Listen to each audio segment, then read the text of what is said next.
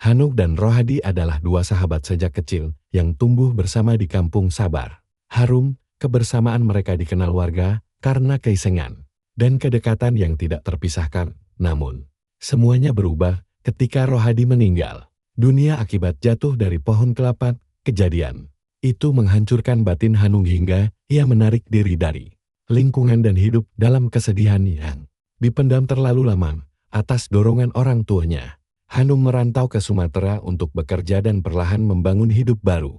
Meski terlihat pulih, luka kehilangan tidak pernah benar-benar sembuh. Bertahun-tahun kemudian, Hanung pulang ke kampung bersama kekasihnya. Kepulangan itu justru membuka kembali kenangan lama yang belum selesai. Sebelum lanjut ke cerita, yuk isi kehadiran di kolom komentar. Tulis dari mana Anda menyimak cerita ini. Dan yang belum subscribe, jangan lupa untuk tekan tombol subscribe. Serta nyalakan lonceng notifikasinya, agar kalian tidak ketinggalan kisah-kisah horor menarik lainnya. Semoga semua yang sudah subscribe dan ikut mendukung channel ini, diberikan kelimpahan rezeki, kemudahan dalam setiap langkah hidupnya, dan ketenangan lahir batin. Amin. Bismillah. Mari kita mulai ceritanya. Kampung Sabar Harum berada di lereng perbukitan, yang jalannya masih tanah dan berbatu. Jika hujan turun, jalanan licin dan jarang dilewati orang luar. Hanung tumbuh di kampung itu bersama kedua orang tuanya, Bu Salamah dan Pak Mahmud. Kehidupan di sana berjalan sederhana. Orang-orang bangun pagi, berangkat ke ladang, lalu pulang menjelang sore. Hanung dikenal sebagai anak yang cukup penurut meski sering ikut berbuat usil jika sudah bersama Rohadi. Rohadi adalah sahabat Hanung sejak mereka belum masuk sekolah. Rumah mereka tidak jauh, hanya dipisahkan kebun singkong dan jalan kecil. Sejak kecil hampir setiap kegiatan selalu mereka lakukan bersama. Jika Hanung dimarahi ibunya karena baju kotor, sudah bisa dipastikan Rohadi juga mengalami hal yang sama di rumahnya. Mereka sekolah bersama, mengaji bersama, dan sering pulang saat hari sudah mulai gelap. Pak Mahmud pernah berkata sambil tertawa, kalau cari Hanung pasti ada Rohadi. Kenakalan mereka dikenal seisi kampung. Pernah suatu sore mereka sengaja melepas kambing milik warga yang sedang diikat, lalu tertawa melihat kambing itu berlari ke kebun jagung. Saat ketahuan, mereka hanya saling pandang lalu menunduk.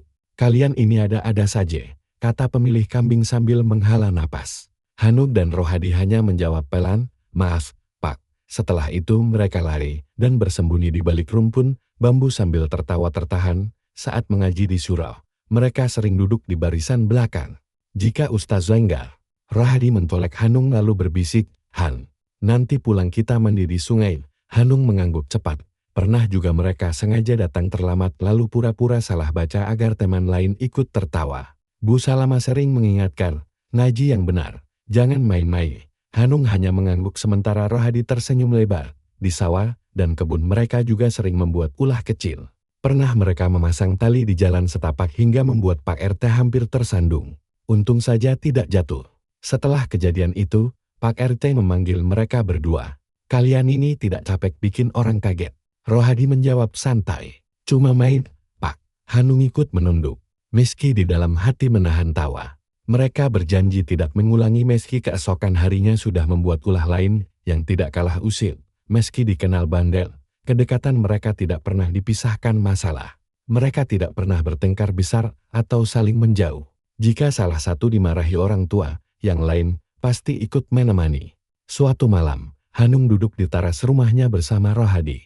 Kalau sudah besar nanti, kita tetap bareng ya, kata Rohadi sambil menatap jalan kampung yang sepi. Hanung menjawab ringan, iya, ngapain pisah? Orang-orang kampung sudah terbiasa melihat mereka berdua berjalan bersama kemana. Ada yang menggelengkan kepala karena ulah mereka. Ada juga yang tersenyum karena tahu mereka tidak pernah berniat jahat. Pak Mahmud pernah berkata pada Bu Salamah, dua anak itu kalau sudah kumpul pasti ada sahaja tingkahnya. Bu Salamah hanya menjawab, yang penting masih bisa dinasehati. Hari-hari Hanung dan Rohadi di kampung berjalan seperti itu. Dipenuhi tawa, keisengan, dan kebersamaan yang kuat. Mereka tidak memikirkan banyak hal selain hari itu dan esok pagi. Tidak ada jarak di antara mereka. Tidak ada rasa curiga, hanya dua anak kampung yang tumbuh bersama dan dikenal sebagai pasangan sahabat yang sulit dipisahkan oleh apapun. Pagi itu berjalan seperti hari biasa. Di kampung Sabar Harum, Hanung sedang membantu ibunya menumbuk jagung di belakang rumah. Rohadi belum terlihat sejak pagi. padahal biasanya sudah datang sambil berteriak memanggil namanya. Bu Salamah sempat bertanya, Rohadi belum datang? Hanung menggalang. Belum, Bu. Mungkin masih bantu orang tuanya. Ia tidak merasa ada yang aneh, karena Rohadi memang sering pergi ke kebun belakang rumahnya untuk mengambil kelapa. Menjelang siang, suasana kampung mendadak berubah. Dari arah rumah Rohadi, terdengar suara orang berteriak memanggil warga. Beberapa orang berlari melewati depan rumah Hanung. Salah satu dari mereka berhenti dan berkata dengan suara terbata, "Kamu ke rumah Rohadi sekarang?" Hanung langsung berdiri. "Kenapa, Pak?" Orang itu tidak menjawab, hanya menggeleng pelan, lalu berlari lagi. Jantung Hanung berdetak lebih cepat. Perasaan tidak enak muncul tanpa alasan yang jelas. Saat sampai di belakang rumah Rohadi, banyak orang sudah berkumpul. Beberapa ibu menangis sementara para lelaki berdiri dengan wajah tegang. Hanung berusaha mendekat, tapi seseorang menahannya. "Jangan ke sana dulu," kata seorang paman Rohadi. Rohadi jatuh dari pohon kelapa. Hanung terdiam. "Jatuh bagaimana?" tanyanya cepat. Orang itu tidak langsung menjawab. "Tidak tertolong," katanya pelan. Kalimat itu membuat kepala Hanung terasa berat. Hanung mencoba melangkah maju, tapi kakinya lemas. Ia melihat tubuh Rohadi terbaring di tanah, sudah ditutupi kain seadanya. Dipanggil Hanung dengan suara bergetar. Tidak ada jawaban.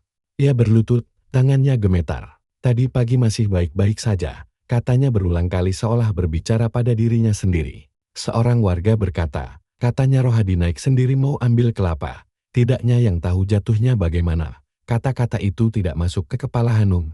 Tangisan Hanung pecah. Ia memanggil nama sahabatnya tanpa henti. Suaranya semakin lemah hingga akhirnya ia tidak sadarkan diri. Orang-orang mengangkat tubuhnya dan membawanya pulang. Saat ia telah bangun, sore sudah tiba. Bu Salamah duduk di sampingnya sambil memegang tangannya. "Sabar, Ko," kata ibunya dengan suara pelan. Hanung hanya menatap kosong. "Kenapa bukan aku yang ikut tadi?"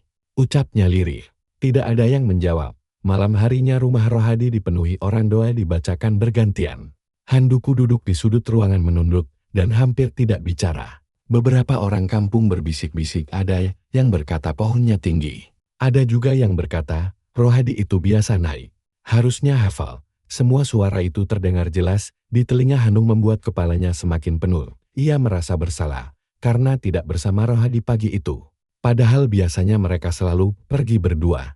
Saat jenazah dimakamkan, Hanung berdiri tidak jauh dari liang. Ia melihat tanah ditutup perlahan. Sementara orang-orang membaca doa. Tangannya mengepal, dadanya terasa sesak. "Maaf," katanya pelan tanpa tahu pada siapa kata itu ditujukan. Pak Mahmud berdiri di sampingnya dan berkata, "Kau terima. Semua sudah kehendak." Hanung tidak menjawab. Kata-kata itu terasa jauh dari perasaannya. Hari-hari setelah kejadian itu terasa berat. Orang-orang kampung sering datang ke rumah Hanung untuk menyampaikan belasungkawa. "Yang sabar ya," kata mereka. Hanung hanya mengangguk. Setiap sudut kampung mengingatkan Hanung pada Rohadi. Jalan setapak mereka biasa berjalan bersama kini terasa sepi. Hanung sering duduk sendiri di teras, menatap jalan tanpa tujuan. Dalam hatinya ia terus mengulang satu pertanyaan yang tidak pernah terjawab. Mengapa kejadian itu harus menimpa sahabatnya, dan bukan dirinya? Sejak hari pemakaman Rohadi, Hanung hampir tidak pernah keluar rumah. Pagi hingga sore, ia lebih banyak duduk di dalam kamar atau di teras belakang, memandang halaman tanpa melakukan apapun. Jika Bu Salamah menyuruh makan, ia hanya mengangguk lalu menyentuh makanan tanpa benar-benar menghabiskannya. Suatu pagi, ibunya berkata pelan, "Kok, kamu sudah 2 hari tidak keluar rumah?" Hanung menjawab singkat, "Tidak ingin kemana-mana, Bum." Suaranya datar tanpa mose, seolah semua tenaga sudah habis. Hari-hari di kampung Sabar Harun tetap berjalan seperti biasa.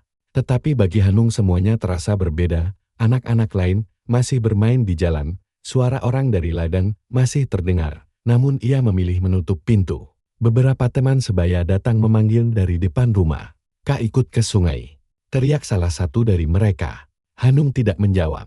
Bu Salamah keluar dan berkata, Hanung sedang tidak enak badan. Anak-anak itu saling pandang lalu pergi. Setelah itu, Hanung berkata pelan, "Bu, jangan suruh siapa-siapa datang lagi." Bu Salamah mulai khawatir. Setiap malam ia duduk di dekat pintu kamar Hanung. "Kamu tidak bisa begini terus," katanya hati-hati. Hanung membalas tanpa menoleh. "Aku tidak apa-apa." Ibunya menghala napas. "Ibu tahu kamu kehilangan, tapi hidupmu jalan terus. Kalimat itu membuat Hanung berdiri. Ibu tidak tahu rasanya, katanya dengan suara lebih tinggi. Bu Salama terdiam, ia tidak membalas, hanya menunduk lalu pergi ke dapur. Pak Mahmud juga berusaha mendekati anaknya dengan caranya sendiri. Suatu sore ia duduk di teras bersama Hanung Po, katanya pelan. Kalau kamu diam ini terus, badanmu yang rusak. Hanung menatap ke depan. Bapak tidak merasakan apa yang aku rasakan? Pak Mahmud menjawab. Bapak juga kehilangan. Hanung menggalang. Tidak sama. Setelah itu, tidak ada lagi percakapan. Pak Mahmud bangkit dan masuk ke dalam rumah dengan langkah berat. Malam hari menjadi waktu yang paling sulit bagi Hanung. Ia sering terbangun dan duduk sendiri di kamar. Kadang ia merasa seperti mendengar suara langkah di luar lalu terdiam menunggu. Tidak ada siapa-siapa. Ia berkata pada dirinya sendiri, aku hanya capek. Namun perasaan itu terus muncul. Di dalam kepalanya, bayangan Rohadi sering hadir tanpa diundang. Bukan sebagai sosok yang menakutkan, tapi sebagai sahabat yang biasanya duduk di sampingnya. Hanung menutup telinga, mencoba mengusir pikiran itu. Beberapa warga kampung mulai membicarakan perubahan Hanung. Ada yang berkata pada Bu Salama, anaknya jadi pendiam sekali.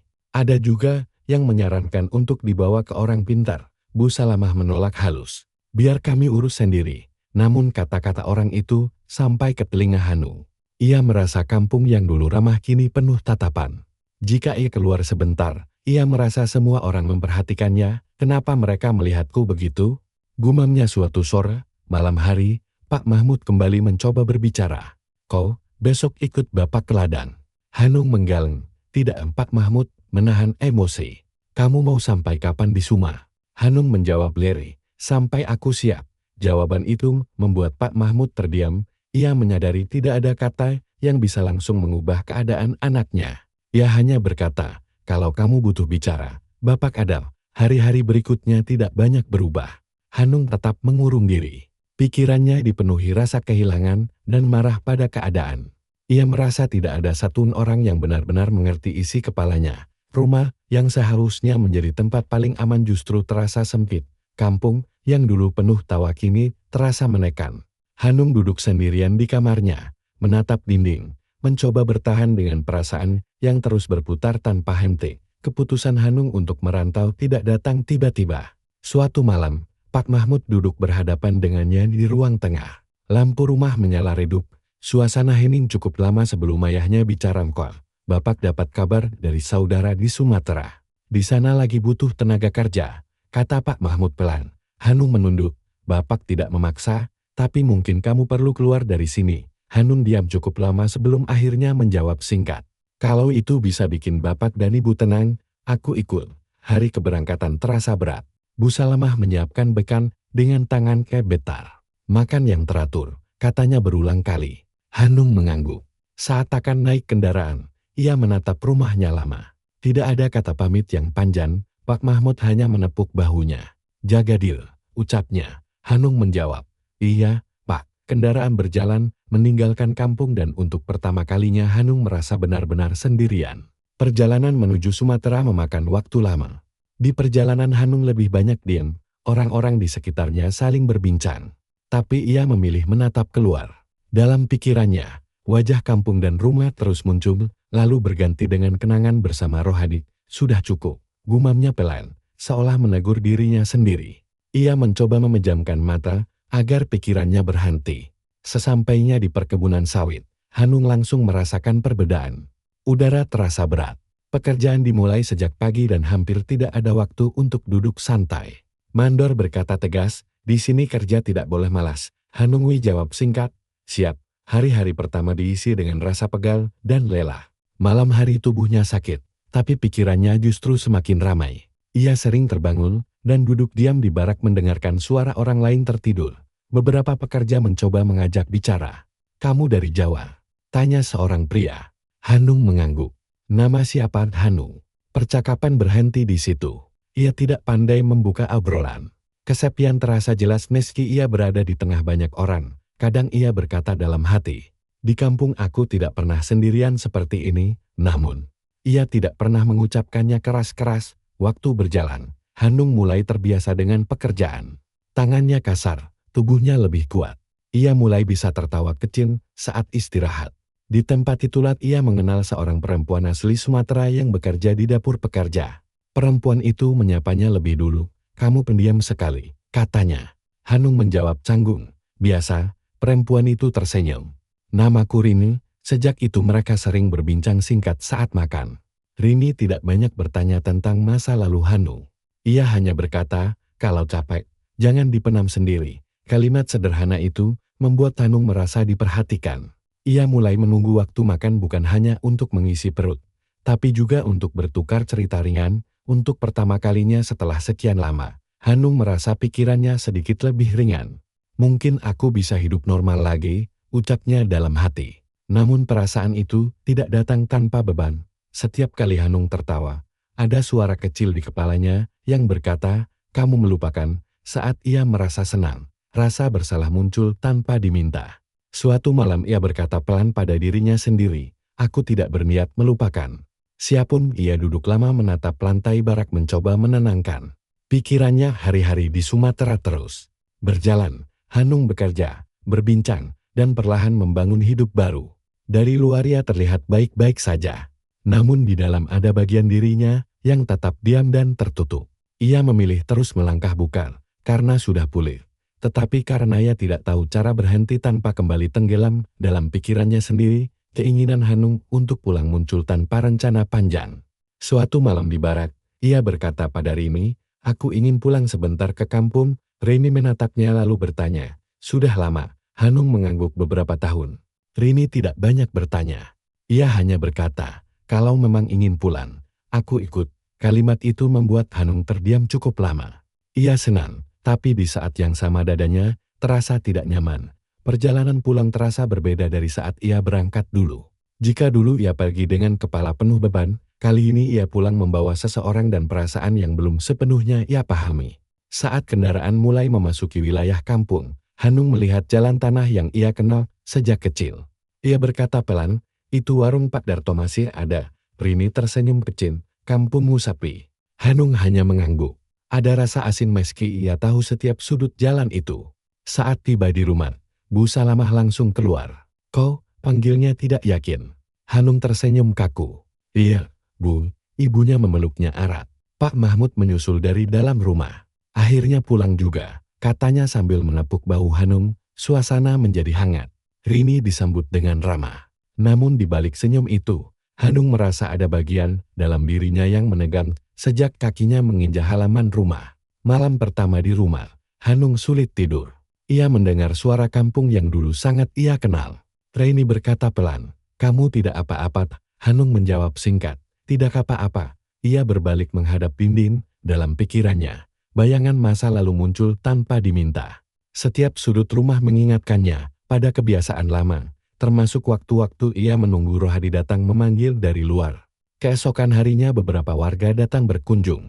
"Hanung sudah pulang," kata salah satu dari mereka. Ada yang menyalami, ada yang tersenyum lama.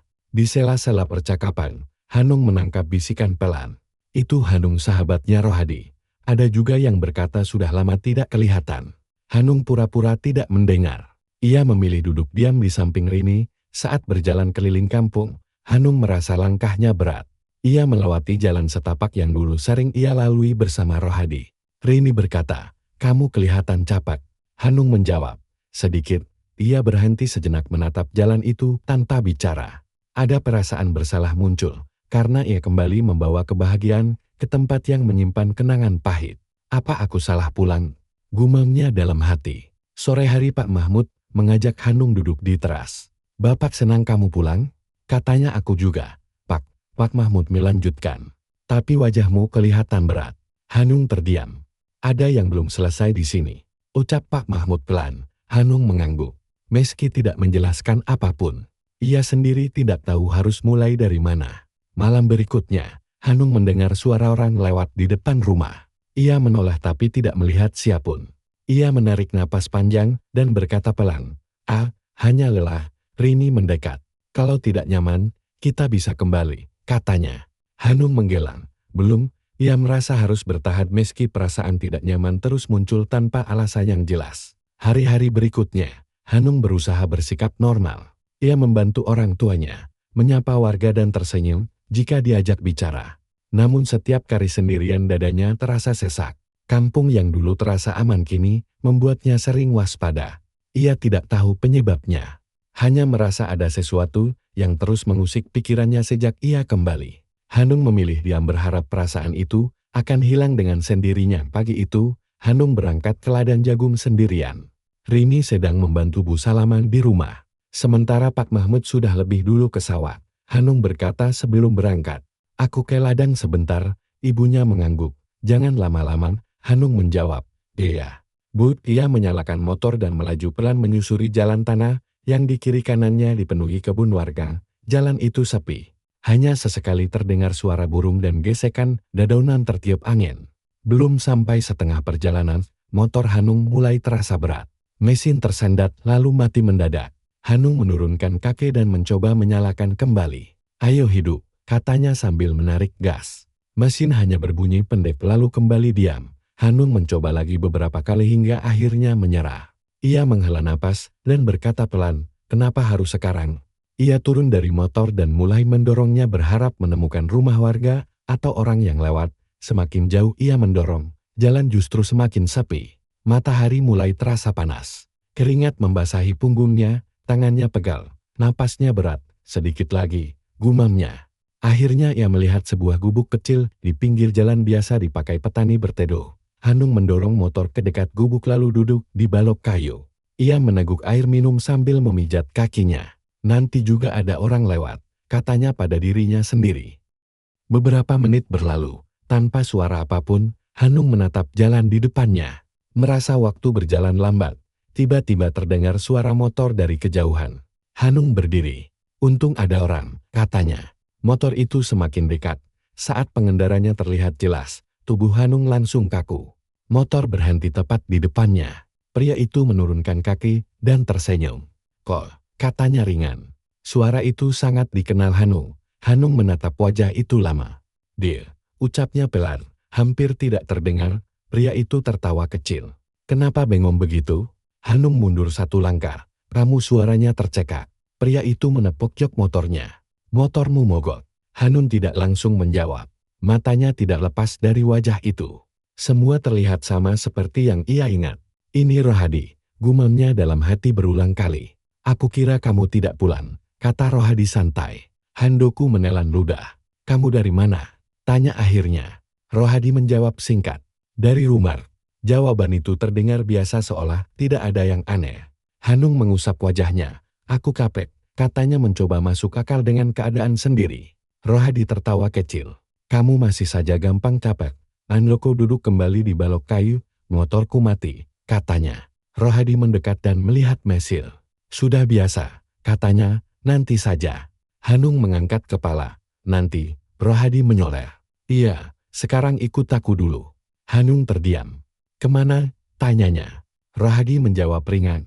"Ada acara." Ada bagian dalam diri Hanung yang ingin bertanya lebih jauh, tapi rasa senang bertemu sahabat lama membuatnya diam. "Kamu benar-benar Rohadi," katanya pelan. Rohadi menatapnya. "Kamu kenapa bicara begitu?" Handoko tersenyum kaku. "Tidak apa-apa." Ia berdiri dan menepuk celananya. "Aku kira aku salah lihat." Rohadi menggeleng. "Kamu memang aneh kalau capek." "Motorku bagaimana?" tanya Hanung. Rohadi menunjuk gubuk. "Tinggal saja dulu." Hanung ragu sebentar lalu mengangguk. Ada rasa hangat muncul di dadanya. Rasa yang sudah lama tidak ia rasakan. "Aku kangen kamu," ucap Hanung. Tiba-tiba Rohadi tersenyum. "Aku tahu." Rohadi menghidupkan motornya. "Ayo," katanya. Handoko naik tanpa banyak berpikir. Saat motor mulai berjalan, Handoko menoleh ke belakang melihat motornya tertinggal di samping gubuk. Ada perasaan aneh yang singgah sebentar, tapi ia menepisnya. Ia lebih memilih menikmati momen bertemu sahabat yang selama ini hanya hadir di pikirannya. Sepanjang perjalanan, Hanung tidak banyak bicara. Ia hanya mendengarkan suara motor dan sesekali melirik. Rohadi memastikan sosok itu benar-benar ada di hadapannya. Motor yang dikendarai Rohadi melaju pelan menyusuri jalan yang semakin jarang dilalui orang. Hanung duduk di belakang tanpa banyak bicara.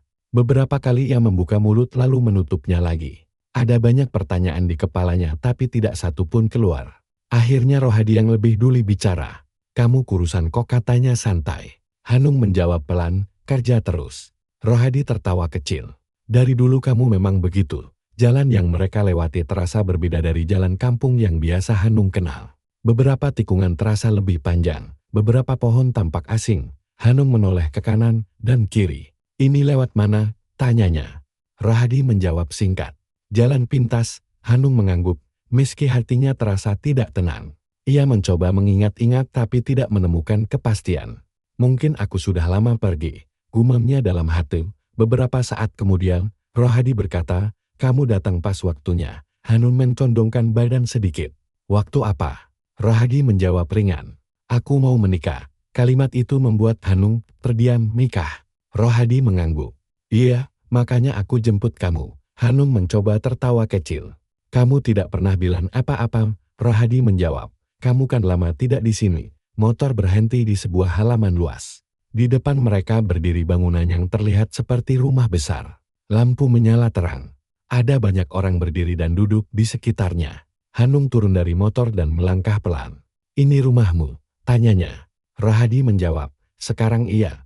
Hanung mengangguk. Meski perasaan aneh kembali muncul, semua terlihat rapi tapi terasa kaku. Saat mereka masuk lebih jauh, Hanung memperhatikan para tamu. Mereka berpakaian rapi, duduk berjejer, namun tidak ada suara obrolan. Tidak terdengar tawa, tidak ada orang saling menyapa. Hanung berbisik, sapi sekali. Rohadi menoleh. Kamu terlalu banyak mikir. Hanung mengangguk, tapi matanya terus mengamati sekitar. Ia mencoba bersenyum pada seseorang, tapi orang itu hanya menatap lurus tanpa membalas. Seorang pria berdiri di dekat pintu. Rohadi menyapa. Aku bawa Hanung. Pria itu mengangguk tanpa ekspresi. Hanung merasa tengkuknya dingin. Ia berbisik pada Rohadi. Kenapa mereka diam semua? Rohadi menjawab pelan. Biasa lagi fokus. Jawaban itu tidak membuat Hanung tenang. Ia merasa seperti berada di tempat yang tidak mengenal kebiasaan manusia pada umumnya. Mereka duduk di bangku depan. Hanung mencoba mencairkan suasana. Istrimu mana? Tanyanya. Rohadi menjawab singkat. Nanti. Hanung menoleh lagi ke sekitar. Waktu terasa berjalan lambat. Tidak ada yang berbicara, hanya suara langkah sesekali. Ia merasakan tekanan di dadanya seolah ingin segera pergi. Namun setiap kali ia menoleh ke Rohadi, wajah sahabatnya terlihat tenang membuatnya ragu pada perasaannya sendiri. Aku boleh keluar sebentar? Tanya Hanung. Rohadi menatap. Nanti saja. Nada suaranya tetap ramah, tapi terdengar tegas. Hanung mengangguk. Iya, ia menunduk mencoba menenangkan diri. Dalam pikirannya, logika dan perasaan saling bertabrakan. Ada bagian dirinya yang berkata semua ini tidak wajar. Tapi ada juga bagian lain yang berkata ia sedang bersama orang yang sangat ia percaya. Beberapa orang melintas di depan mereka. Hanung memperhatikan wajah-wajah itu satu persatu. Semuanya terlihat pucat dan datar. Ia berbisik, mereka tidak seperti tamu nikahan. Rohadi tersenyum tipis. Kamu terlalu lama di luar kampung. Hanung terdiam. Ia tidak ingin membuat Rohadi tersinggung. Maaf, katanya pelan. Rohadi menepuk bahunya. Santai saja. Semakin lama duduk di tempat itu, Hanung merasa tubuhnya berat. Ia ingin berdiri, tapi kakinya terasa lemah. Kamu capek? Tanya Rohadi. Hanung mengganggu sedikit. Rohadi menjawab. Sabar, acara belum selesai. Hanung menarik napas panjang. Ia merasa terjebak bukan oleh sesuatu yang terlihat, tapi oleh perasaan sungkan dan kepercayaan yang sudah terbangun sejak kecil. Di tengah suasana yang diam dan menekan itu, Hanung hanya bisa duduk dan menunggu. Ia mencoba meyakinkan dirinya bahwa semua ini hanya terasa aneh karena ia belum terbiasa. Namun jauh di dalam hatinya ada dorongan kuat untuk pergi. Dorongan itu tertahan oleh satu hal. Sosok Rohadi yang duduk di sampingnya tersenyum seolah tidak ada hal salah dengan tempat dan orang-orang di sekitarnya. Acara pernikahan dimulai tanpa aba-aba yang jelas. Tidak ada suara sambutan atau percakapan seperti yang biasa Hanung lihat di pesta kampung. Semua orang tetap duduk di tempat masing-masing. Beberapa berdiri di pinggir ruangan, tapi tidak ada yang saling menyapa. Hanung menoleh ke Rohadi. Ini acaranya sudah mulai? Tanyanya pelan. Rohadi mengangguk. Sudah. Jawaban itu terdengar singkat tanpa penjelasan. Hanung memperhatikan sekeliling dengan lebih seksama. Wajah-wajah para tamu terlihat sama sejak tadi. Tidak ada senyum, tidak ada perubahan raut. Seolah mereka hanya hadir sebagai pengisi tempat. Hanung merasa dadanya makin sempit. "Dir, mereka kenapa?" bisiknya. Rohadi menjawab pelan. "Kamu jangan banyak tanya." Nada suaranya tidak keras, tapi cukup membuat Hanung diam. Beberapa orang berjalan ke depan ruangan lalu berhenti tanpa bicara. Tidak ada suara tawa atau komentar kecil seperti biasanya. Hanung menelan ludah. Ia mencoba mengingat-ingat pesta pernikahan yang pernah ia datangi. Tapi tidak ada satupun yang terasa seperti ini. "Aku tidak nyaman," katanya pelan. Rohadi menoleh sebentar. "Bentar lagi selesai," ucapnya singkat.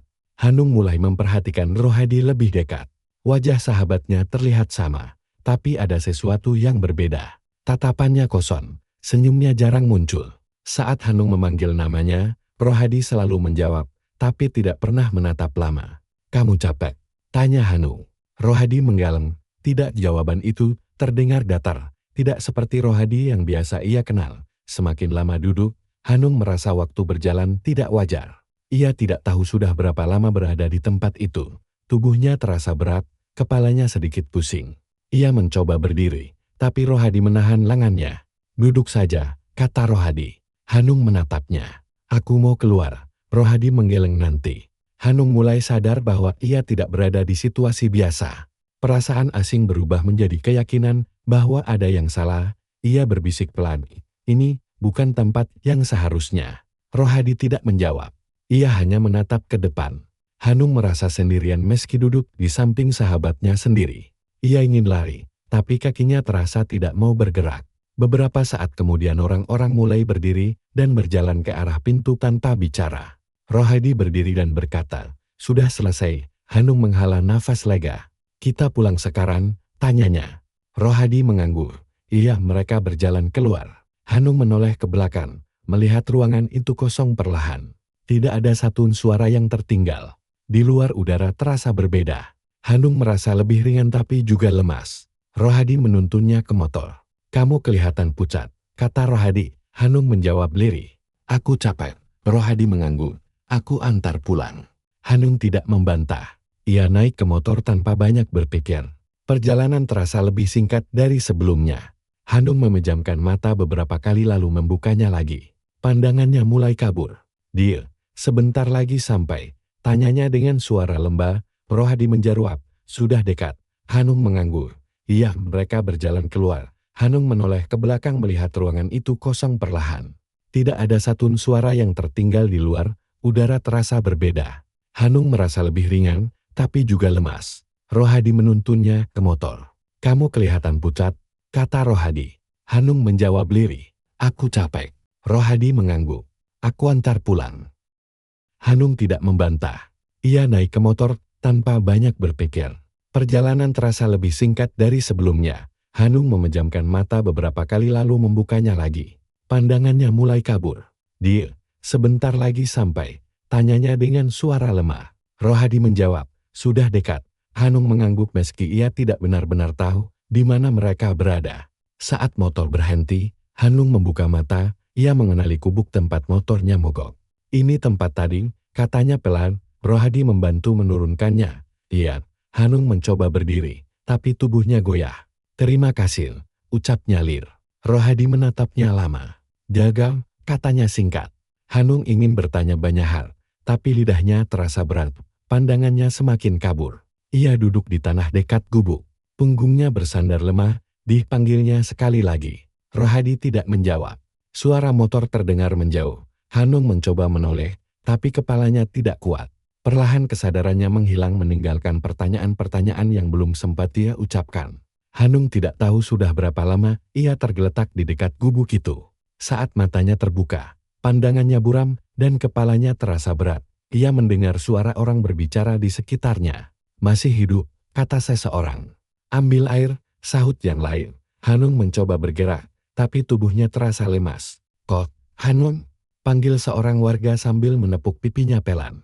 Hanung mengerang lirih lalu kembali memejamkan mata. Ia terbangun lagi saat sudah berada di atas dipan bambu di rumahnya sendiri. Bu Salamah duduk di sampingnya dengan wajah cemas. "Kok kamu sadar?" tanyanya cepat. Hanung mengangguk pelan. "Aku di mana?" Suaranya serak. "Di rumah," jawab ibunya sambil memegang tangannya. Pak Mahmud berdiri di dekat pintu. Kamu ditemukan pingsan di gubuk pinggir jalan, katanya dengan nada berat. Hanung menutup mata sebentar, mencoba mengingat. Beberapa saat kemudian, Rini datang mendekat. Kamu bikin kami khawatir, katanya. Hanung menatapnya lama lalu berkata pelan. Aku ketemu Rohadi. Kalimat itu membuat ruangan langsung hening. Bu Salamah menatap Pak Mahmud.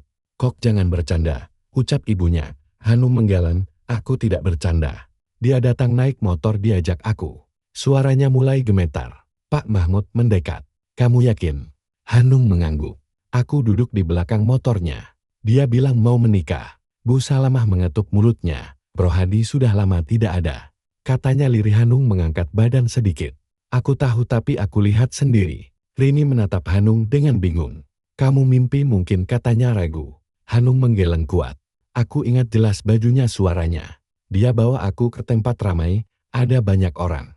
Pak Mahmud bertanya, orang seperti apa? Handoko terdiam sejenak. Mereka diam semua. Tidak ada yang bicara. Suasana makin tegang. Bu Salamah duduk sambil memeluk lututnya. Kamu kelelahan, katanya. Seolah mencoba meyakinkan dirinya sendiri, seorang warga yang ikut mengantar Hanung pulang ikut bicara. Waktu kami temukan motornya masih di dekat gubuk. Katanya tidak ada siapa-siapa di sana. Hanung menatap kosong. Dia antar aku sampai situ, katanya lirih. Habis itu aku tidak ingat apa-apa. Kepalanya terasa semakin berat. Ia memegang pelipisnya dengan tangan gemetar. Malam itu Hanung sulit memejamkan mata. Setiap kali ia menutup mata, wajah Rohadi muncul. Ia duduk di ranjang dan berkata pelan, aku tidak salah lihat. Rini duduk di sampingnya. Tenang, katanya, kamu selamat. Hanung menoleh. Kalau itu mimpi, kenapa rasanya nyata? Rini tidak menjawab. Ia hanya menggenggam tangan Hanung. Di ruang tengah, Pak Mahmud dan Bu Salamah berbicara pelan. Anak kita belum pulih, kata Bu Salamah. Pak Mahmud menghela napas. Dia terlalu lama memendam. Percakapan itu terdengar sampai ke telinga Hanung. Ia merasa seperti orang asing di rumah sendiri. Apa yang ia alami terasa terlalu jelas untuk disebut hayalan, tapi terlalu aneh untuk diterima sebagai kenyataan. Menjelang pagi, Hanung akhirnya tertidur. Namun sebelum itu, ia berbisik pada dirinya sendiri. Kalau itu bukan mimpi, lalu apa? Tidak ada jawaban. Yang ada hanya perasaan bingung yang menetap membuatnya tidak yakin pada apapun yang baru saja ia alami, bahkan pada pikirannya sendiri. Pagi itu, Hanung bangun lebih awal dari biasanya. Badannya masih terasa lemah, tapi kepalanya sudah sedikit lebih jernih dibanding malam sebelumnya. Ia duduk di tepi ranjang cukup lama sebelum akhirnya berdiri. Rini memperhatikannya dari belakang. Kamu mau kemana? Tanyanya pelan. Hanung menarik napas. Aku mau ke makam Rohadi. Rini terdiam sejenak lalu mengangguk. Aku tunggu di rumah, katanya tanpa bertanya lagi. Hanung keluar rumah dengan langkah pelan. Jalan kampung masih sepi. Beberapa warga yang berpapasan hanya mengangguk kecil. Tidak ada yang banyak bicara. Saat mendekati area pemakaman, Hanung berhenti sejenak. Dadanya terasa berat, tapi ia memaksa melangkah. Ia menemukan makam Rohadi tidak jauh dari pohon yang dulu sering mereka lewati bersama. Tulisan nama itu masih jelas. Hanung duduk bersila di depannya dan menundukkan kepala. Dia, ucap Hanung pelan. Suaranya bergetar. Aku datang. Ia terdiam beberapa saat sebelum melanjutkan. Aku tidak tahu apa yang sebenarnya terjadi kemarin. Tangannya mengempal di atas lutut. Kalau itu hanya perasaanku, aku minta maaf. Suaranya makin lirih. Ia menutup mata dan membaca doa semampunya. Tidak ada kata-kata panjang, hanya kalimat sederhana yang keluar dari hati. Saat selesai berdoa, Hanung tidak langsung berdiri. Ia memandangi tanah di depannya sambil mengingat banyak hal. Tentang masa kecil, tentang tawa, tentang kebersamaan yang ia simpan terlalu lama. Aku terlalu lama memegangmu, katanya pelan sampai aku lupa hidupku sendiri. Ia menghela napas panjang. Ada rasa sesak yang perlahan berkurang. Beberapa langkah dari sana, Pak Mahmud berdiri memperhatikan. Ia mendekat setelah Hanung berdiri. Sudah, tanyanya pelan. Hanung mengangguk. Sudah, Pak. Mereka berjalan berdampingan meninggalkan pemakaman. Pak Mahmud berkata, tidak semua kehilangan bisa disimpan sendiri. Hanung menunduk. Aku tahu sekarang, dalam perjalanan pulang. Pak Mahmud melanjutkan. Kesedihan itu wajar. Tapi kalau dipelihara terlalu lama bisa melelahkan pikiran. Hanung menjawab, aku tidak sadar selama ini aku terus mengingat tanpa berhenti. Pak Mahmud mengangguk. Yang pergi sudah selesai urusannya. Yang tinggal harus melanjutkan. Sesampainya di rumah, Bu Salamah menyambut mereka. Bagaimana? Tanyanya Pelan. Hanung menjawab, aku sudah berdoa. Ibunya menatapnya lama lalu berkata, ibu ingin kamu hidup tenang. Hanung mengangguk. Aku juga, Bu. Rini berdiri tidak jauh dari mereka. Ia tidak berkata apa-apa, hanya tersenyum kecil. Siang itu Hanung duduk di teras rumah, angin bertiup pelan. Ia merasa lelah, tapi pikirannya lebih ringan. Ia berkata dalam hati, aku tidak akan melupakan, tapi aku juga tidak akan terus terikat. Perasaan itu tidak datang tiba-tiba, tapi perlahan seperti keputusan yang akhirnya ia terima. Menjelang sore, Pak Mahmud duduk di sampingnya. Kejadian kemarin katanya, hati-hati, jadikan pelajaran. Hanung menoleh. Aku mengerti, Pak Mahmud melanjutkan, kalau hati terlalu penuh oleh masa lalu. Kadang pikiran tidak lagi kuat membedakan. Hanung terdiam. Kata-kata itu terasa tepat tanpa perlu penjelasan panjang. Malam hari, Hanung bersiap tidur. Ia menatap langit-langit kamar lalu berkata pelan, terima kasih. Tidak jelas pada siapa kalimat itu ditujukan. Ia memejamkan mata dengan perasaan yang lebih tenang dibanding hari-hari sebelumnya. Kenangan tetap ada, tidak hilang tapi tidak lagi mengikat. Cerita ini menjadi pengingat bahwa kesedihan yang dipendam terlalu lama bisa membawa seseorang jauh dari pijakan hidupnya. Melepaskan bukan berarti melupakan, dan menerima bukan berarti mengkhianati kenangan. Hanung memilih berjalan ke depan membawa pelajaran dari masa lalu, tanpa kembali terjebak di dalamnya.